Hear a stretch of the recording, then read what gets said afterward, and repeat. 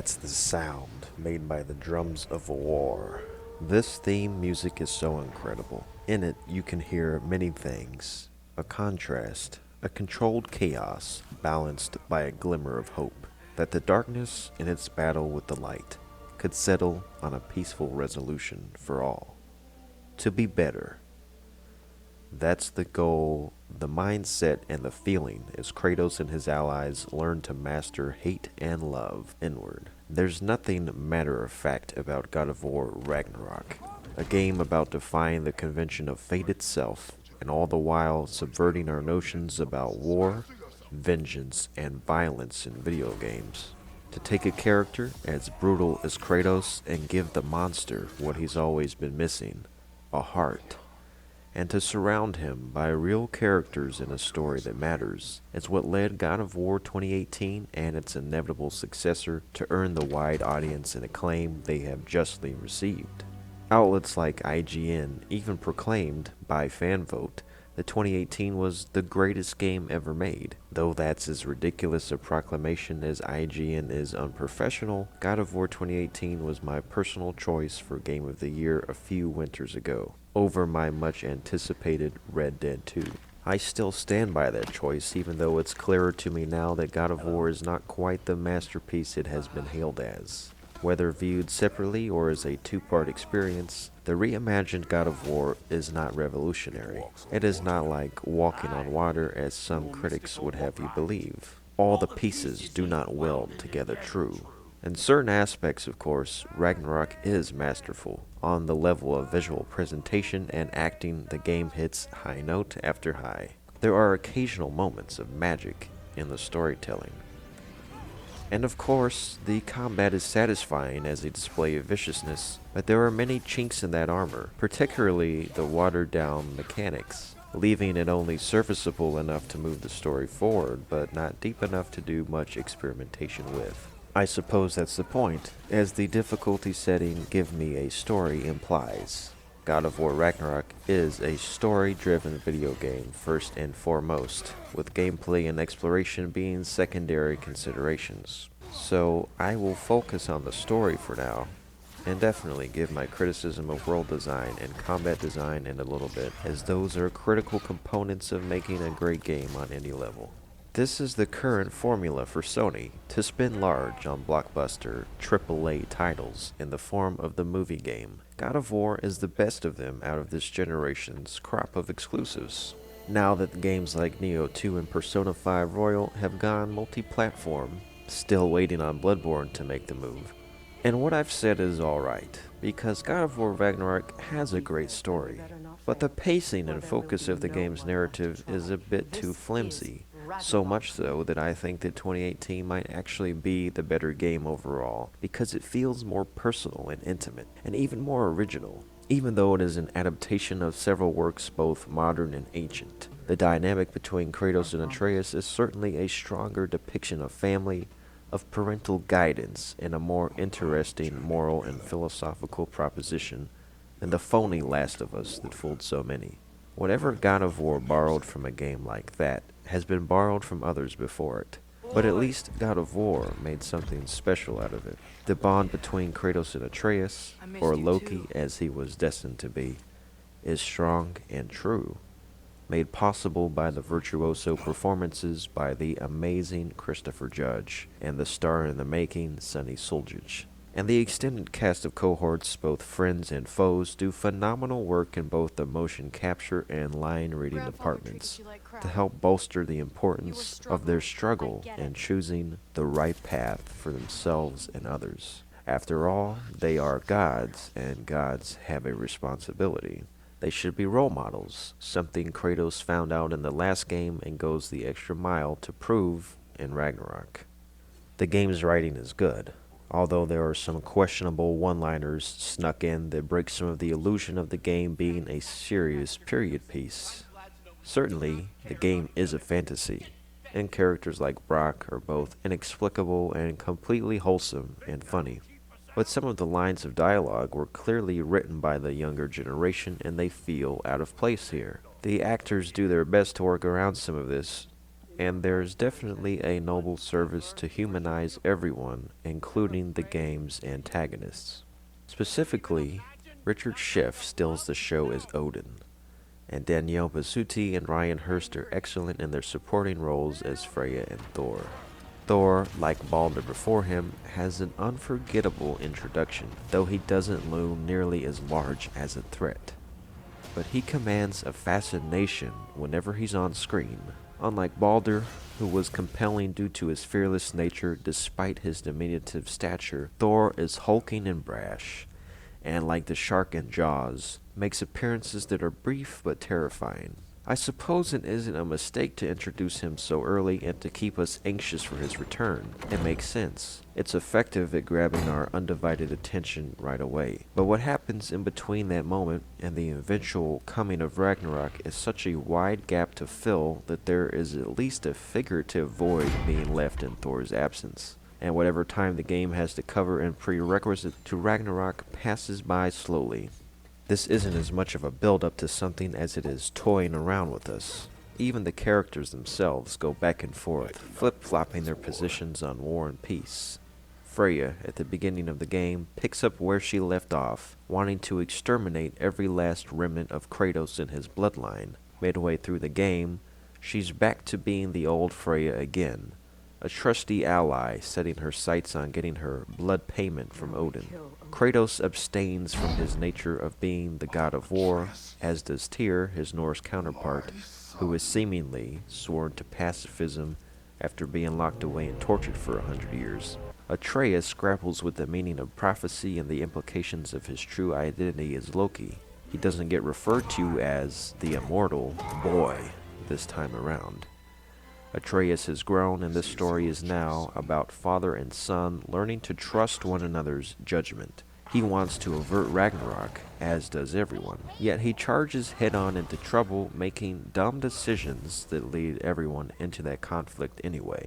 Ragnarok definitely has its share of twists and turns, and I was interested in seeing how much of what was prophesied would come true. The game surprises in many ways, though some of them seem confusing and unnatural by the end of it. The game is advertised as God of War Ragnarok, but it sure does take its time getting to the goods, and when it finally does make the big leap, it's rather predictable and anticlimactic. God of War 2018 had a stronger, more gripping finale. At least Ragnarok does have a thought-provoking send-off for all of the main characters. The constant reminder to be better was a brilliant line at the end of God of War 2018, both a mark of Kratos' internal development and an inspirational message to the viewer. But here in Ragnarok, it feels overused and preachy. It's almost like the devs were giving themselves a workplace mantra, but instead failed to heed their own advice when making the sequel. One of my criticisms of 2018 was that it deliberately ended in cliffhanger fashion in order to set up the inevitable sequel, which I think is a lazy and contrived approach designed to milk franchises for more than they are worth. Of course, in this case, there was justifiably room for a sequel given the intrigue of being able to explore the infamous Asgard and the other realms that we were locked out of intentionally, culminating in battles of epic proportions against the Aesir gods. This was probably too much content to fit into one game, but sometimes it's not about how much you do, but how little. 2018 was a great tease of this scenario, and I expected more innovation out of Ragnarok, particularly in the game mechanics. Although Ragnarok did not have impossible expectations, they were quite high, given the breadth and scale of story to cover. I will give sincere praise in saying that Ragnarok gave us perhaps the best possible and most imaginative versions of Thor and Odin and the clash against the Norse patriarchy, subverting the classical notion of what the notorious god of thunder and all-father are depicted as. Thor has shades of a broken man, like a Kratos who, instead of turning to rage to fuel him, is fueled by liquor and misery, choosing to wallow in his self-pity, perhaps sadistic in the way he obediently follows Odin's every command, even when he is cruelly condescended to and humiliated by his father. Odin himself is a brilliant character as the master of deception, who plays the foil to Atreus' Loki and always seems to have one last trick up his sleeve, even when his chips seem to be down. Being blinded in one eye as punishment for his avarice, Odin is old and physically frail, but his blindness is merely a ruse, as he commands 100 ravens that lurk and stalk the inhabitants of the sister realms, giving him near omniscience. The eerie sound of those ravens spying in the distance, and their sudden appearance at Atreus' window during a particular sequence is a moment of fright and tension because you know, or at least you have an idea, of what's in store. Pair that sinister undertone of a man willing to sacrifice anyone for personal gain with Odin's false friendly demeanor, and you've got a classic video game villain. How does peace strike the esteemed, retired God of War? We expected them to be great, but Heimdall is another scene stealer, as the little twerp who sees every move coming before we make it and seems to be unkillable. We know from first meeting him that he will be a huge obstacle to overcome in facilitating Ragnarok and Odin's demise. Even bigger an obstacle than the giant wall of Asgard is to climb, which is in itself a very impressive set piece. I think if Ragnarok had slightly tighter pacing and didn't try to give us whiplash with the constant shift in what direction the plot was moving, the story could have been fantastic. As it is, even with the filler, God of War Ragnarok is still exciting, intriguing, and often moving. But now let's get into more detail as to why the game isn't quite one of the greatest games ever made. On a technical level, I never like to review a game's performance-based metrics because oftentimes that is simply determined by hardware capabilities at the time. Even saying that, Ragnarok has surprisingly long load times for a PS5 game running on an SSD, although I suppose it can be a true PS5 game when a PlayStation 4 version is also out.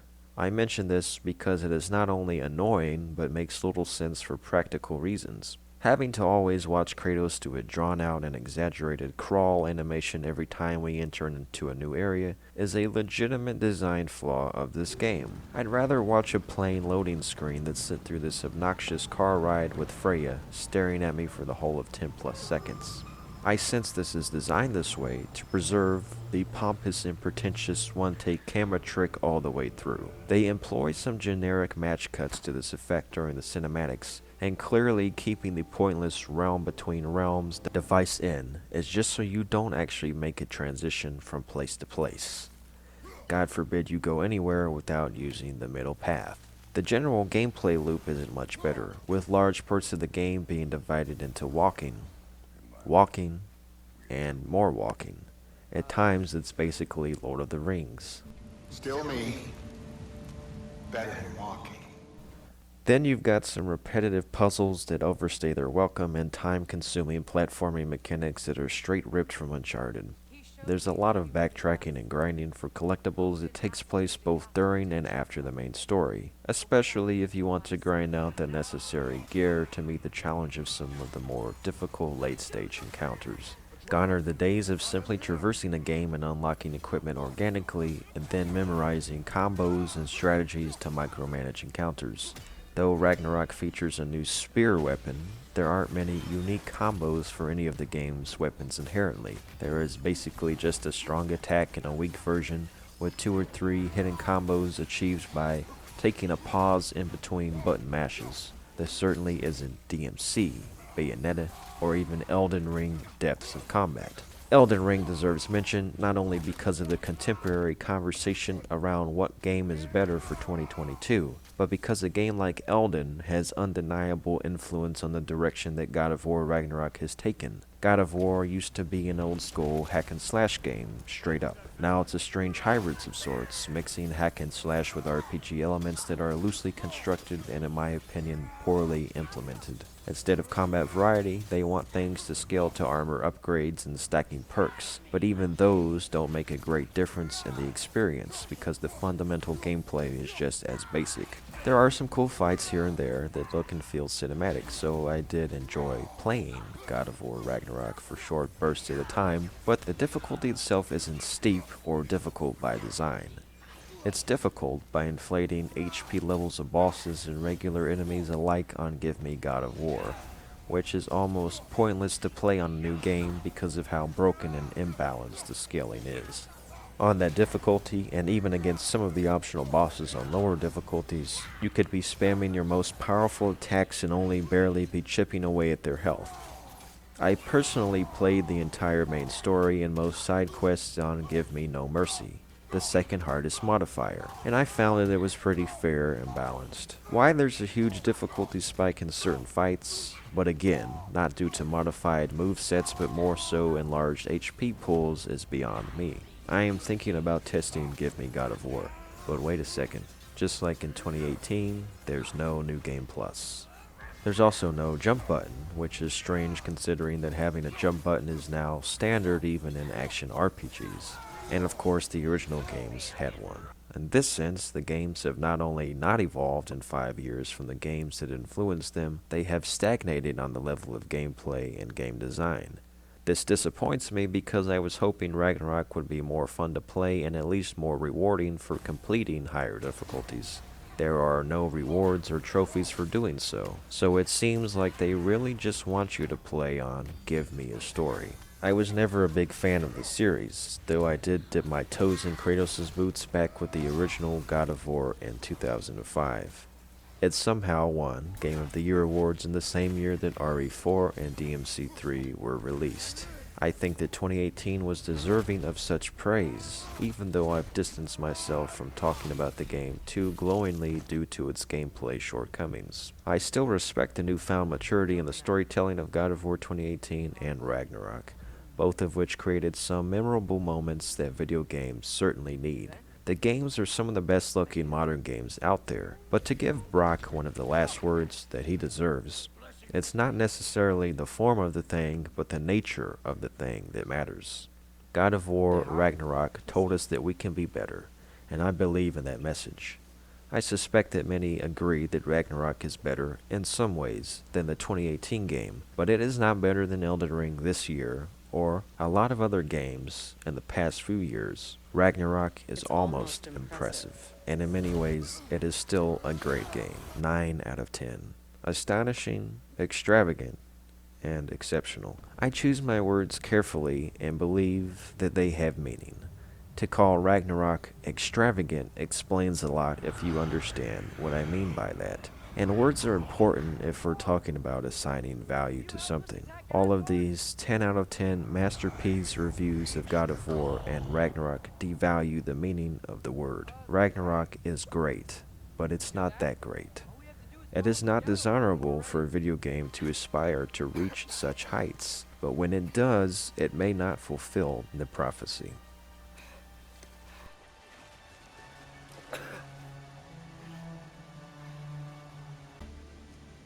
Don't be sorry, Father.